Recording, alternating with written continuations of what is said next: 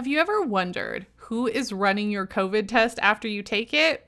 Enter Jessica Garcia Zayas, medical laboratory technologist for a hospital in Florida. Before this interview, I knew Jessica worked in the lab, but I had no idea her area was the one that did COVID tests.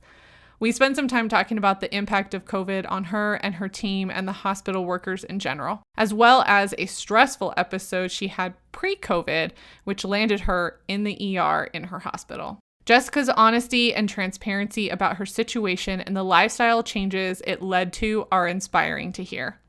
She also shares how yoga has played a prominent role in her stress reduction and how she's helping others do the same. If you are a parent, if you're stressed, if you're in a high stress career, you need to listen to this episode and the advice Jessica has for you. If you're looking for links to the resources mentioned in this episode, you can head over to ridethetidecollective.com/podcast to find the episode blog, and I'll also link it in the show notes.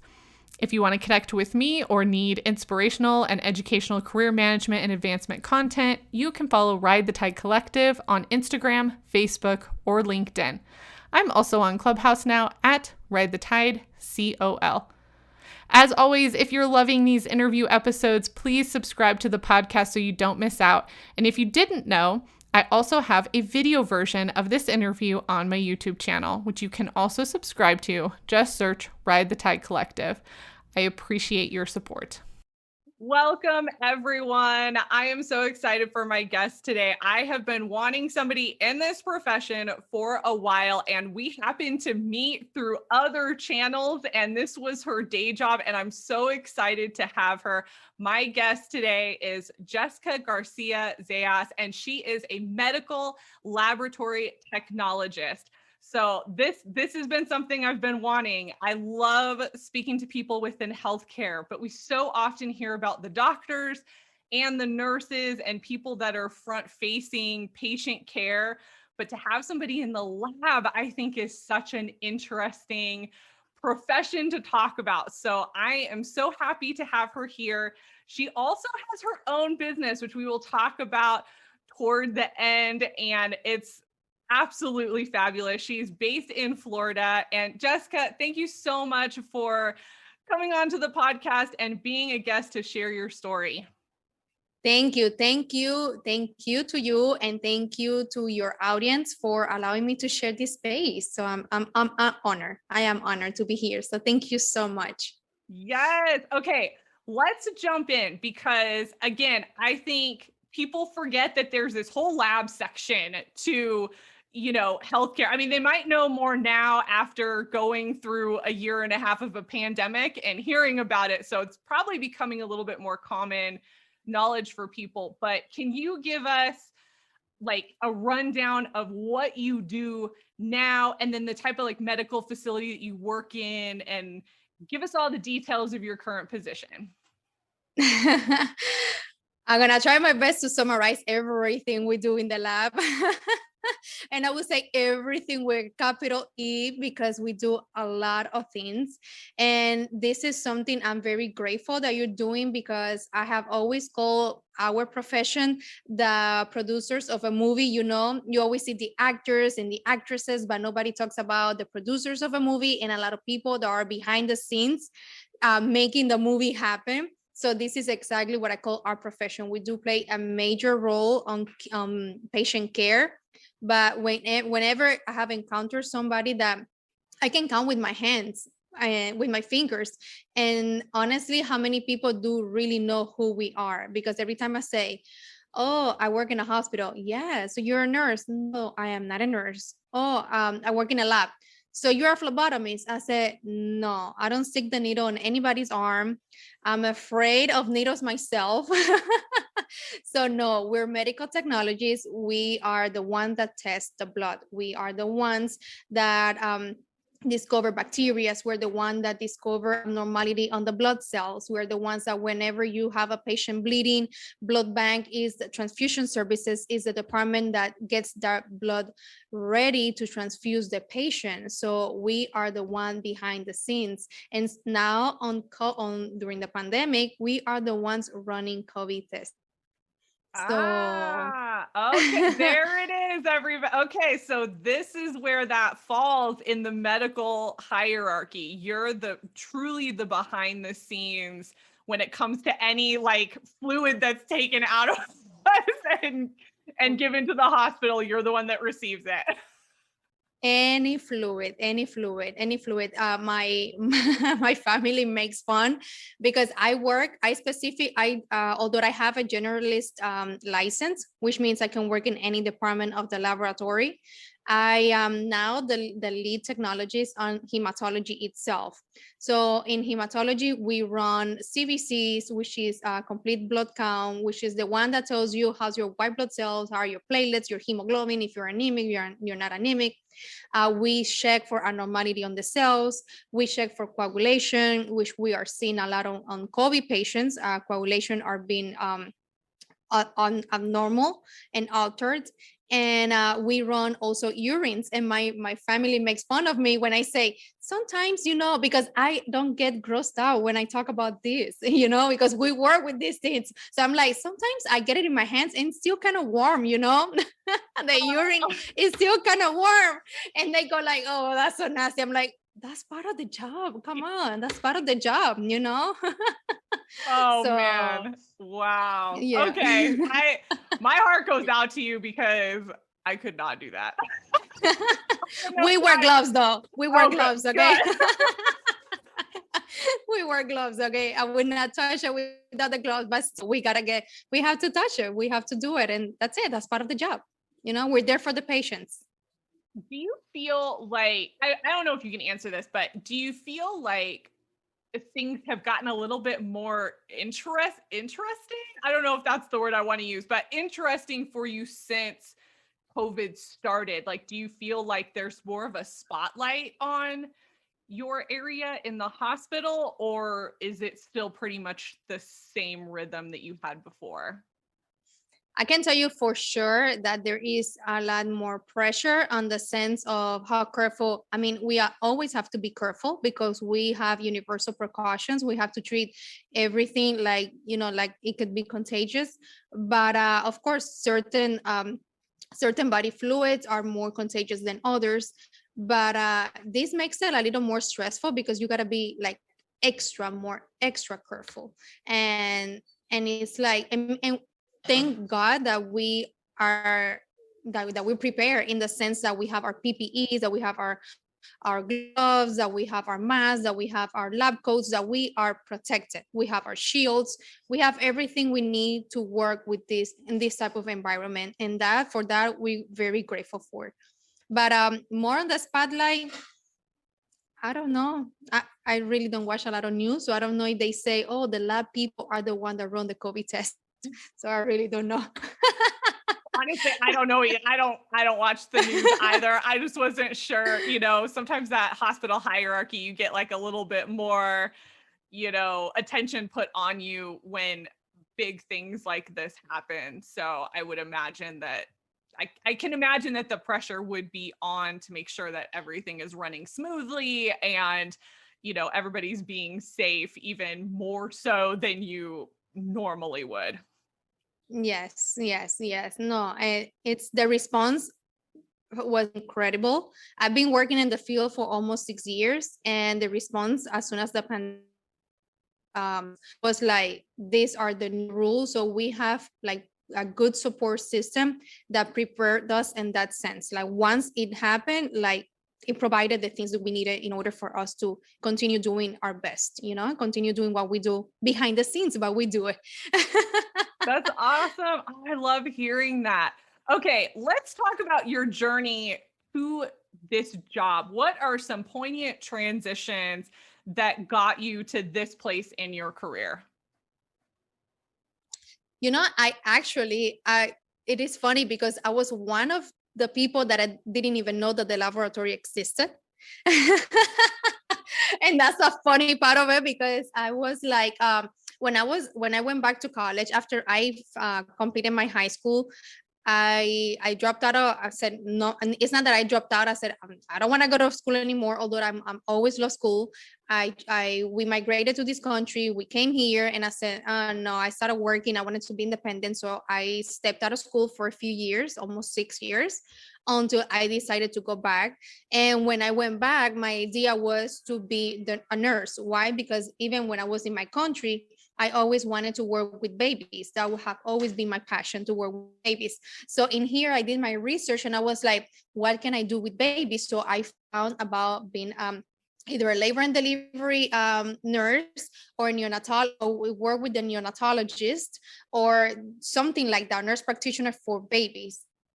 After I did my prerequisite in the college, I went and I got I sat for the exam. I didn't pass the exam for nursing, and I literally sat on the advisor office, and I was like, what can I do with all these credits I have? Tell me a career that I can do with all these credits, because I don't want to continue doing credits and credits and credits and what, you know? So he said, oh, you know, with these credits that you have, you can do a clinical laboratory science. And I'm like, what's that? So when he gave me the whole curriculum, I was like, this looks interesting, because it's like you're looking at the world from a microscopic lens, you know? And it's like Wow. you are seeing what's inside the people. You're studying the chemistry part of the human body. You're studying all these amazing things that we get to study and we get to learn. And I'm like, sign me up. And that's it. And I started. And 2 years later, I graduated with my associate in science. And then right after graduation, I started working at the same hospital where I work now. I was very blessed that I was hired right after graduation. And here I am. And I'm still there, and I love it. That's awesome. Okay, I have to point out, so back in my higher education days, I worked a lot with the nursing program at the school that I worked with. I have such a soft spot for nurses. My best friend is a nurse in labor and delivery. So very familiar with that entire process. And I cannot tell you how many nursing graduates take the NCLEX multiple times. Like that test, that sort of, it is absolutely insane. Like I've seen people take it so many times. But the other thing that I have seen happen, and I want to point this out because I think this piece doesn't get talked about a lot. Everybody says like, oh, I want to be a nurse. I want to be a nurse. I want to go in and I want to do this. And either they start a program and they can't get through it for whatever reason. It's stressful. Some of the classes are insanely difficult, or the school that they want to go to is very hard to get into the program. Like there are a lot of different reasons. And that happened at the institution that I was in. And so we had a lot of students that ended up doing like a different type of science degree, and they ended up doing nursing later. But I'm so happy that the school you went to had an actual alternative that you could shift credits to, because that is not as common. And I think that's really something to look at if you're going down that route. Like how many other options are available outside of the one thing that you want, so that you do have a little bit more flexibility in your degree and in what you can go into. Mm-hmm. So I think that's absolutely amazing. There are so many options out there for that, all those courses that you take within the sciences. So that's Yes, really yes. awesome. And you do need to take a lot of credits and a lot of classes. So it's like you get to a point, it's like, what do I do? I just want to do something. So I was very grateful that I found this route, because in nursing there's a lot of room to grow as well, but in the medical laboratory science there's also a lot of room for growth and to improve. I mean, you can stay on the bench as long as you want to, but you can always like escalate and and go higher, and especially if you're working for corporate. That corporate, corporate has a lot of options for you to grow if you want to grow. That's so great. Okay, that leads perfectly into my next question, which is, if people are interested in healthcare in the lab side, what what are some tips that you have for them? What are some things that maybe you've seen in your career, or things that you've learned or heard from other people that you would give to somebody who would be interested in the lab side? Something that I didn't do myself back then, because now I have more awareness, is like enjoy the journey. I would say enjoy the journey. Sometimes we are so worried and we are so caught up in finishing and finishing and finishing and completing it, and getting that degree, and hanging the certificate on your wall, that you miss out on the process. So just enjoy the journey and don't stress things so much, because the experience that I had going, because let me tell you, my certification exam, the one that allows me to start working, actually allow us to apply for the license, in the state of Florida requires license. Some other states just require certification. Not every state requires license for our profession. um, the stress was so much, because actually that test for that certification agency is, I believe, is the only one that to test you with pencil and scantrons. It's not computerized. So you literally have to wait at least 4 weeks, 4 painful weeks for results. So it is not like you can like go question by question, and at the end of 2 3 hours, you either you know whether you pass or not. So just enjoy the journey, and don't try to overstress yourself so much, and like overload your semesters, because at the end of the day you will get there at the right time. You just need to enjoy the journey. That's I Yes. believe that would be the biggest tip on this, and related to anything in life, pretty much. Yes. Yes. Oh, I love that advice. And I think it's something to remember to, just for anyone who, I'm going to say anyone who's in healthcare right now, because I think it's such an impacted profession with everything going on. If you can, take time for yourself. Like, don't let Mhm. yourself get stressed out because of all of the, issues and politics and things that are happening around you that you can't Mm. control. I mean, that goes for any profession, but I think specifically in healthcare, because I've been so closely connected with a lot of people in healthcare, Yes. it's so stressful, working night shifts or having 12-hour shifts or 18, like, it's insane how the scheduling works and the priority. I mean, all these things, some you can control, some you can't. Like, make it work for you. Start to understand the system and work within it instead of fighting against it and stressing yourself out, because then you can enjoy the journey, you can enjoy the process, you can enjoy the profession and the impact that you have. So, yes, Yes, love yes. that. Love that. Okay, so you mentioned that you are a lead tech now. So Hmm. my next question is all about management. So I would love to know, what are a couple of your management tips, either as somebody who manages others or as somebody who is also managed yourself? I'm actually, and I always tell this to my team. I'm like, I'm not here.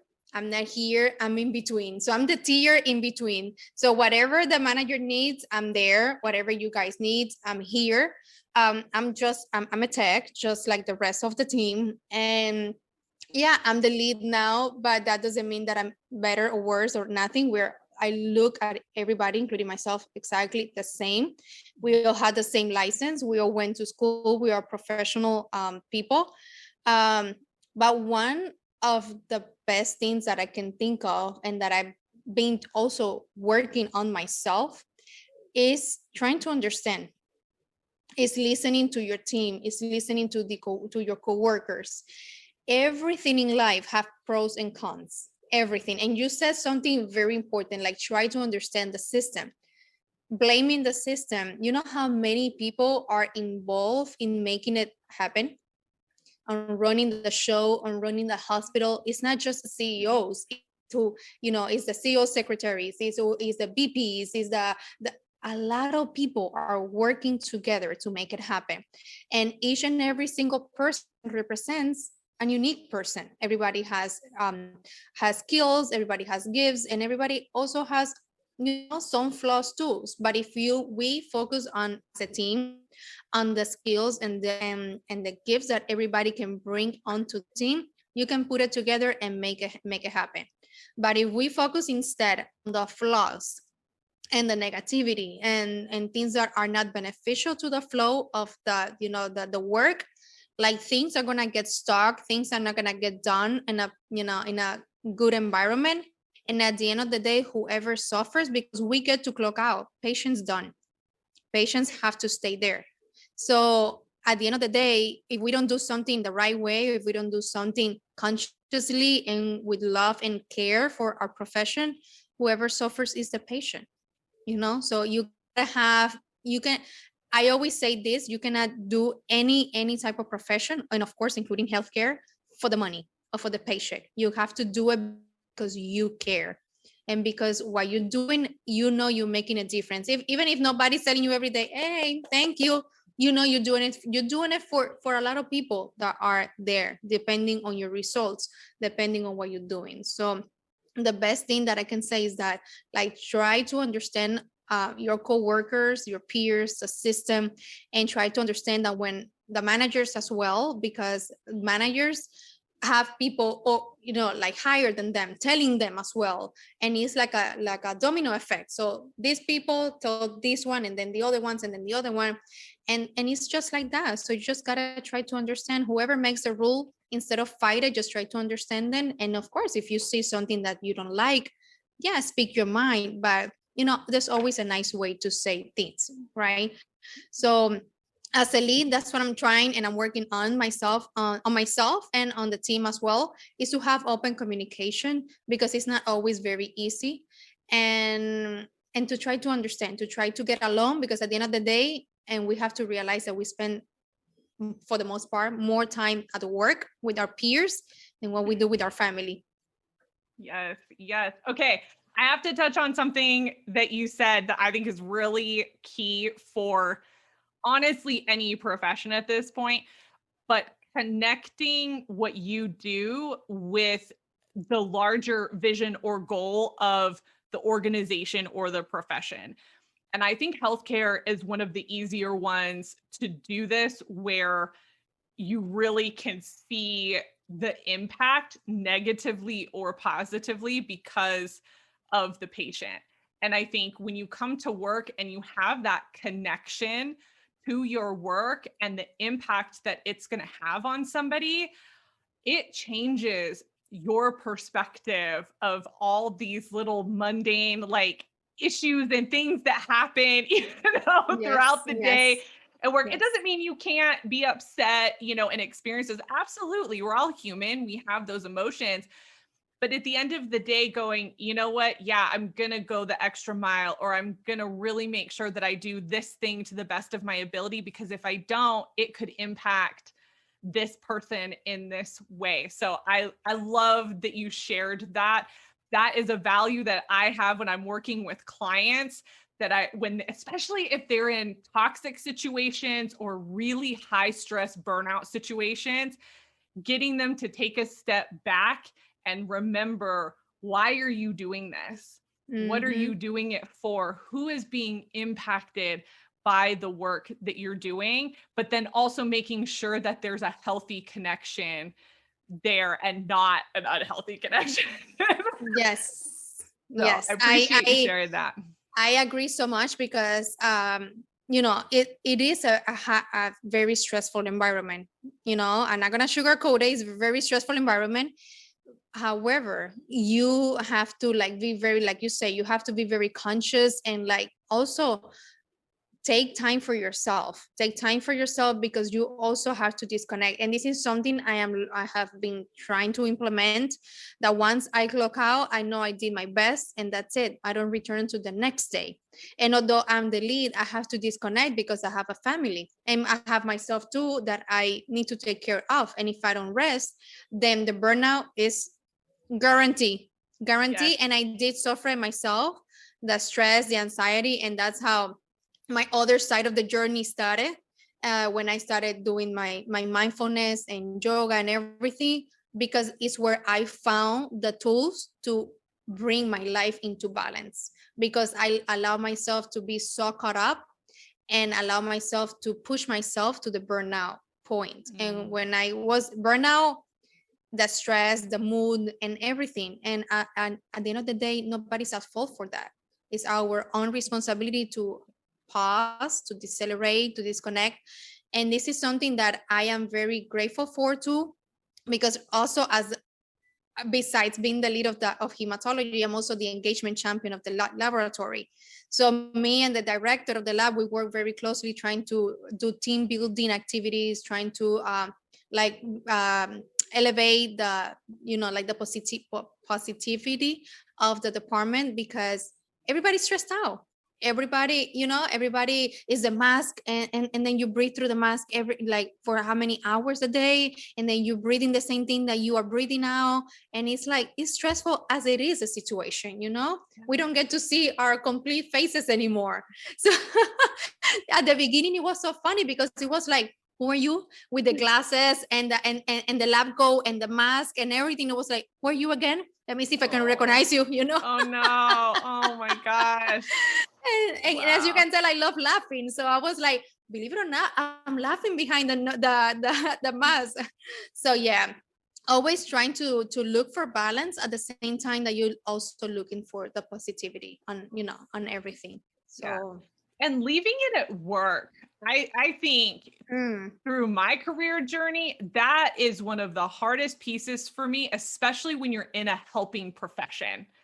When you're in a profession where the impact, where what you're doing is impacting somebody, or I know, like, I meet with clients. So depending on what my clients go through, sometimes I take that and I feel that, and I've had to work on, okay, you have to separate that, from your life and what's happening to you, because it can take you out. If you're constantly feeling somebody else's feelings, yes and you let it impact you. And I know with helping professions, that is such a challenge for a lot of people to make that disconnection. So I'm excited. We're going to talk about what you do in just a minute. I've got a couple more questions, but I love that connection of what you're doing on the side and how that mindfulness piece connects back to your work. So we're going to get into that. But first, I want to ask one of my favorite questions of my guests, which is, tell me about a book that changed your perspective on your career or life. Oh, I have so many good ones. You can give multiple. That works thank too. Thank you. Developing the Leader Within You by John C. Maxwell. I love that book. When I had COVID myself last year, I spent my time in my room in quarantine, like reading that book. And that changed my perspective as a leader. Because I tell you one thing, management is a position, right? But leading is something that is within you. You just have to feed into it, to nurture it, So you can be a leader even without the title. So, and that book was like a wide awakening book. And I love it. It did really make a difference on the way I lead today and the way I was leading before, pre-COVID. Pre-COVID. So another book that I love, and it's in relation to, I would say it has influenced not only my personal life, but also my professional life. It is The 4 Agreements by Don Miguel Ruiz.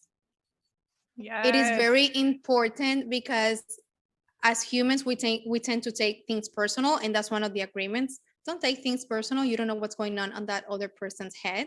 You don't know what's going on in that other person's mind. And even if you see someone laughing, doesn't mean that they're not worrying about something. So that is very, very, I feel that that's a book that every single person should read. Even the kids in schools should read those books. Because that book, that 4 Agreements, is a very straightforward book. So I carry a pocket size version with me. Nice. So I love yeah, that. for sure. And also the Llamas and Niyamas by Deborah Adele, which that book helped me understand a lot of things. And one of the things was like contentment and being happy and being okay with what it is. I cannot always control everything. I cannot always let go of everything. So there needs to be that balance. So those three books for sure. And one person, I have read her books, I have listened to her books, Brené Brown. Brené Brown, oh my goodness, I can wait after COVID and after all these like things, like years goes by, or I don't know how many times go by, that she gives like a conference. I don't know where I will travel, but I think I'll go. I go anywhere Yes. she'll give it. I go because I love Brené Brown. I was just sharing with my director yesterday her tech talk. And today he came to me and he was like, I watch it. I'm like, tell me what you think about it. Because vulnerability is one thing that I feel that every single person can also learn a few things about. Yes. Yes. Okay. I've seen her speak back when I lived in California. She came to LA. This is like pre-COVID.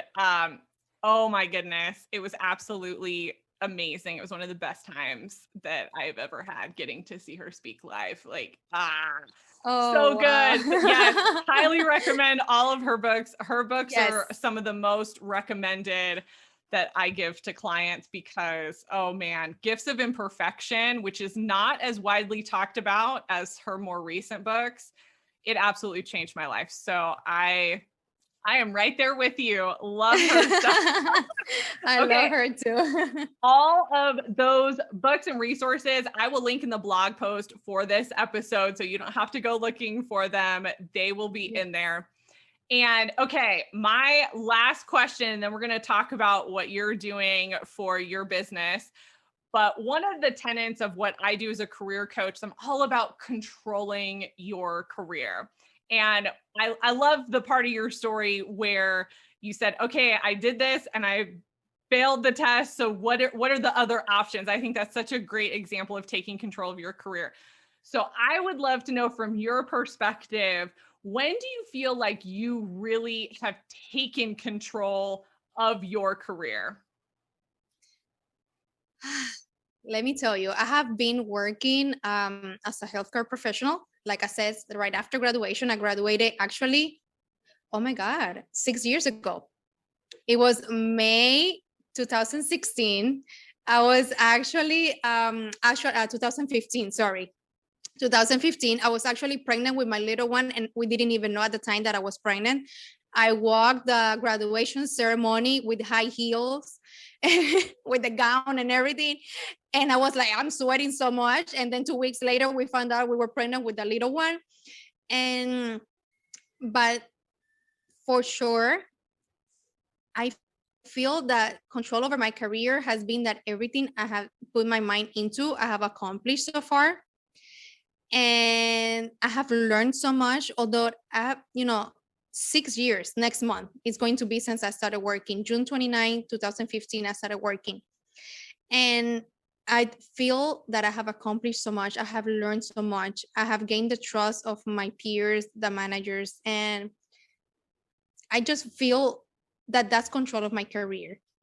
Like working on a setting where I feel content.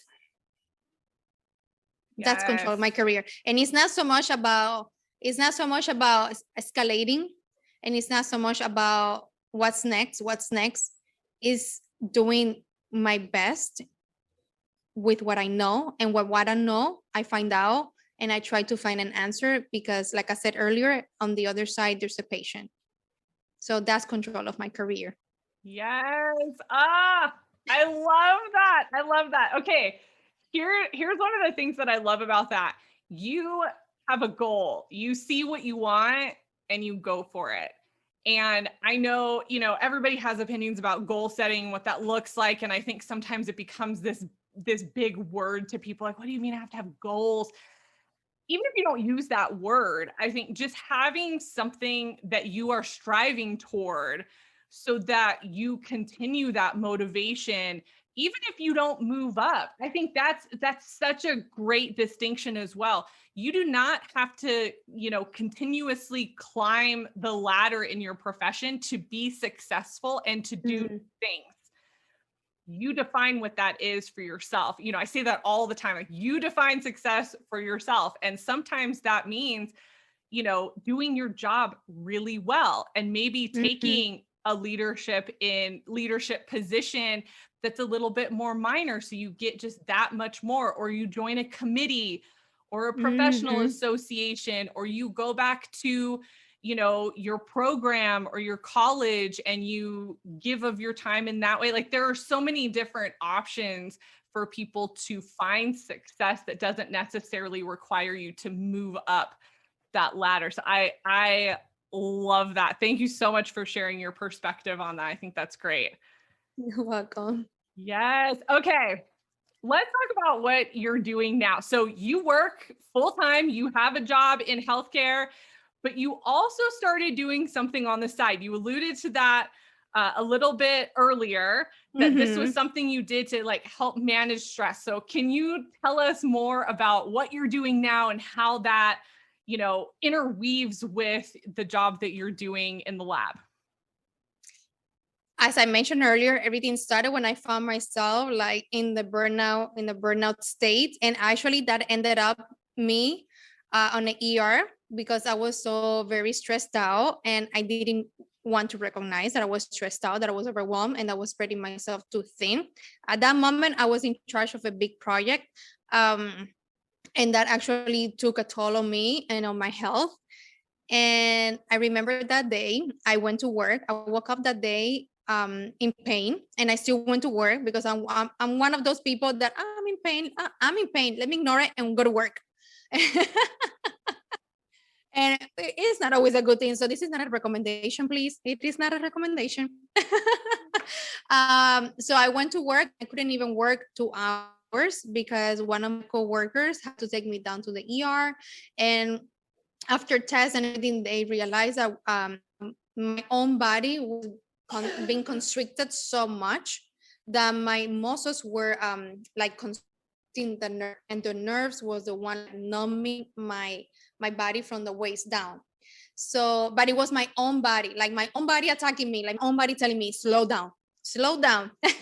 And at that moment, I was like, no way, I need to do something. I was 29, I was not even 30. I already had my 2 daughters. And I was like, no, I don't want to show this to my girls. For sure, I don't want to show this to my girls. This is not a healthy way of living. And after that, they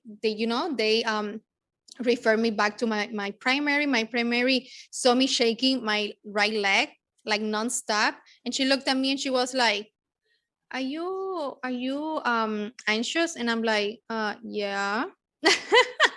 She handed me this piece of paper with like 12 questions. And she said, answer them. She turned her back on me and I answered all the questions. And then when she graded them, she was like, I think you need Xanax. And I'm like, what? Nope. She's like, yeah, it's a very low dose. And I'm like, no. She said, take it just in case. Take it home just in case. And I'm like, okay, let me take it home. I took it home. And let me tell you, Julia, when I saw that yellow bottle on my medicine cabinet, because you always have a medicine cabinet with the kids, like the normal stuff, I was like, no, I cannot live on pills. And I know some cases are more severe than others. Some people do need it, but what I say to myself that moment was like, if I can do something to stop this from happening and to implement healthier ways for me or for living, I'm going to do it. And and after that, I made quite a few changes, mindful changes. And I started like, looking and searching, doing my research. And I found my very first meditation teacher, David G. I love David G. He's awesome. He's based in California. And I started meditating with him. And I was like, well, I don't have nothing to lose. Let me just sit here and listen to him. And of course, the first few times, the leg and the, fidgety, and then like, I'm wasting my time. let me tell you, I was not wasting my time, because like a few weeks later, and when I told this story, I'm even proud of myself. At that moment, my older daughter, called me to the, like a few weeks later after I started meditating. I didn't even know if it was working or not working. I didn't even know what I was doing. I was just trying it to see what could happen, right? And then I was like, this is natural. It's not going to hurt me. So let me try it. My daughter called me to the bathroom because accidentally the shower head broke. And she was like, Mommy, look what happened. I'm like, okay, Mommy, we'll get it fixed. Don't worry. Not my usual response. She looked at me like completely confused, like, are you okay? And I'm like, yeah, why? She's like, that's not how you always answer. And I'm like, oh, meditation is working. Debbie G is working. And that's when I said, you know what? This is where I'm going. This is where I'm going. And I started digging deeper and deeper. And after that is when I found yoga, and yoga, the physical part of it. And I started going back to my workout routine, like letting out that, toxicity and like overwhelming and the heavy weight that we lift, that we carry in ourselves day in and day out. Because we wake up, and this is something like deviating a little bit, but we wake up on a like already in a fast-paced mode. Go to get to a shower, brush your teeth, get the lunchbox ready, get to work, do your work, fight the traffic, and the same thing repeats all over again. So you start living in automatic pilot.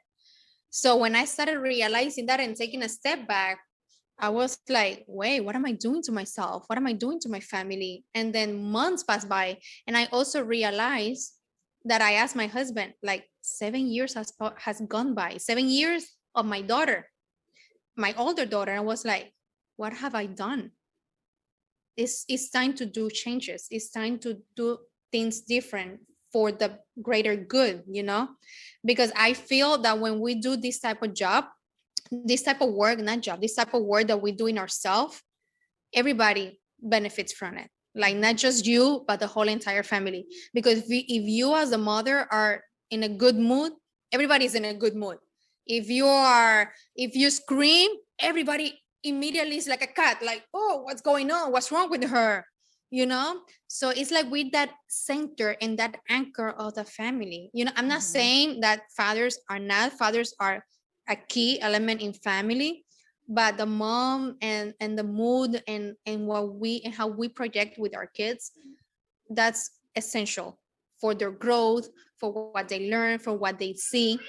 And if we want to teach them, I feel that we have to lead by example. If we want them to learn, we got to lead by example. And this is something I've been implementing also at work. If I wish for things to happen this way, I should lead by example, because I've seen it's working. So why not make it work here, And that's where the understanding and the open communication comes into place, and like listening also, because we work with my working environment is a lot of Hispanic. So we talk over each other, and we work with a lot of machines, that the machines are loud. These are very high-tech machines, but they're still loud. They still make noises. So sometimes we have to talk over the machines. So it's like we're screaming, but we're not screaming. We're just talking. Trust me, we're talking. but and in that sense, you lose yourself in the conversation because you're not listening. You're just talking and talking and talking. You need to listen. You need to, and I read this somewhere that God gave us 2 ears and 1 mouth, so we can listen more than what we speak, and it makes so much sense. But sometimes we forget to implement it. So yeah, I explained this because I wanted to share how I went from like being fully on the healthcare to like deviate myself and like immerse myself on the mindfulness journey that I am.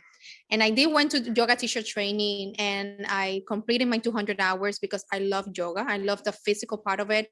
And I love yoga as a whole because I feel that yoga has many, many, many tools for us to live a more meaningful and intentional life.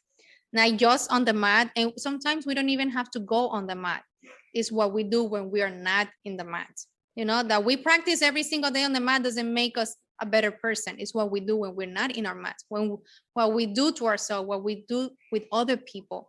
So I feel that what I have learned in the past 2 years on this journey like you say, it weaves with everything. It's like it's related to everything. You can apply it in every single thing. Yes. Yes. Oh my gosh. Okay. I resonate so much with everything you just said. Like you and I are so similar. I have been that mom. I was that mom that would just lose my mind if, something broke or something went wrong or whatever. And my kid's only 3.5. So it's not like he's been around a long time. But I will tell you that awareness of your stress, we ended up moving and switching careers and all kinds of stuff when he was about 1.5 or 2. And it completely changed the vibe in our house because we made, similar to you, such intentional changes down to, we would get upset about something and I would raise my voice at him just because it was my natural state to do it. And he would cry immediately. And I was like, what in the, like, I'm giving you very clear instructions. Like, what is happening right now? And I could not understand it. Finally, I stopped and I was like, this child is not you. Like, you made him, but he is not you. And he responded anytime there is heightened emotion. So even if my husband and I are just having a conversation and we're just passionate about the topic and we get excited, he comes over and he's like, are you okay? Like he's very sensitive to any kind of heightened emotion. And my husband and I had to sit down and have a conversation about how we approached him. Because he was feeling that stress, like he was feeling my stress and anxiety. And I was like, absolutely not. I will not raise my child like that. I had that as a child. I was in an environment like that. And I have anxiety and I will not willingly pass that on to my child. So we've done a lot of different like strategies. Like we actually watched this this woman who does yoga on YouTube for kids. And I got my son onto it because he loves it. We put it on, we do it together. And so I've tried to incorporate these mindfulness habits. When he gets upset, I teach him to breathe. Nobody taught me to breathe. I had to learn how to breathe in my 30s. How to consciously breathe. Yes. They're such simple things that you can implement into your life. But if you don't know how, or if it's never been modeled for you, or you've never had a hospital breakdown, I mean, talk about a wake-up moment, and thank you so much for being vulnerable enough to share that experience, because that's what we want to prevent you worked in a hospital, so I feel like it's, you're right there, which helps, but that's what we want to prevent. You don't want to have to, end up in the hospital to manage stress and burnout and all of that. So, oh my gosh. Okay. I'm going to link everything for your business into the blog post so that people can follow you and they can learn more about these mindfulness practices. But why don't you verbally let everybody know, where can they find you? Where can they connect with you? Thank you so much. I am actually, when the name of that when I open up my social media, I was using my normal name, right? My regular name, my name. But when this started happening, I was like, I told my husband one day, I need to get out of here and come more into here, my heart, and the present moment. And I was like, I need to ground. And that's where grounding was born. And like life is a journey. I see life as a journey. I say the grounding journey. So, so I am the grounding journey everywhere. You can find me as a grounding journey on Instagram, on Facebook, recently now on YouTube. And I've been trying to go into LinkedIn. I'm still not very active on LinkedIn. I'm still trying to understand the platform. I'm still getting a little bit. But yeah, I'm the grounding journey, thegroundingjourney.com. My website, everything is the grounding journey. So because we do need to get out of here, come more into the present moment, arrive in this 3-dimensional space that we occupy, and enjoy life, because life is a journey. Yes, I love that. Okay, I'm going to make a shameless plug for myself because I think the last time we talked, I was not doing this. I actually have a LinkedIn course. And by the time that this podcast will be live, that course will also be live and available to purchase. So if you are like Jessica and you have no idea how to use LinkedIn, or you need to get back into it and you need to find your voice and figure out what the heck you're doing, definitely check out this course. I will leave a link for it in the blog post. You can also find it on my website, but it's a really great way for you. I go through everything. I go through how to set up your profile, how to connect with people, how to be a thought leader. So utilizing your business and what does that look like out in the world. And then you also get an hour strategy session with me. So it's a really great course and program and a great introduction into my own coaching style. And it's extremely practical and tangible as well. So thank you for just allowing me to my own program. I feel that that's amazing, because let me tell you, a lot of people don't think of LinkedIn like a platform to connect with others, and it is. Absolutely. It's just that, it might be a little different than Instagram and Facebook, and getting out of the comfort zone. People will be like, oh, learning another social media, but it is so worth it. It is very, very worth it. And let me tell you, I can't wait to read more about your course. Yes. I also have a course coming up, but not ready to share that because it's not coming out until next month. But okay. I'll tell you more. Okay. Well, when it comes out, I will link it into your blog post. So if that's something that you're interested in, you're listening to this, come back and check the blog post and I will have it linked there. And I'm also going to have all of Jessica's social media links so you can follow her so that you know when that course goes live as well. So Jessica, thank you so much for being a guest. This was such a fun time. I'm so glad we got to talk about your profession and the company that you're now running. Julia, thank you. Thank you for this opportunity. And like I said, even before we started recording, I just came from work today and I'm actually going back to work tomorrow. And I was like, I can't wait to talk to Julia, because I was like going through, the exchange that we have.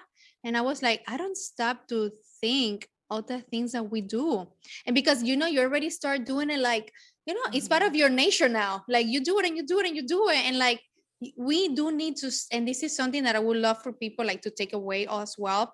Like whatever you're doing, whatever profession, even as a stay-home mom, that's also a job. Okay, also a job. If we have moms listening to us, that's also a job and a full-time job, and without the secure paycheck. So know that. So acknowledge yourself for whatever you're doing, for how far you have come in your journey, how far you have come, how much you have learned, and how much you're learning. So just allow yourself to take a moment to pause and thank yourself, because you have come this far. Yeah, you have support from other people, but it has been mainly you. So thank yourself for that. Yes, on that note, that's it. That's the end of the podcast. Thank you so much. Thank you, Julia. And thank you to every single person that listened to us. So thank you so much.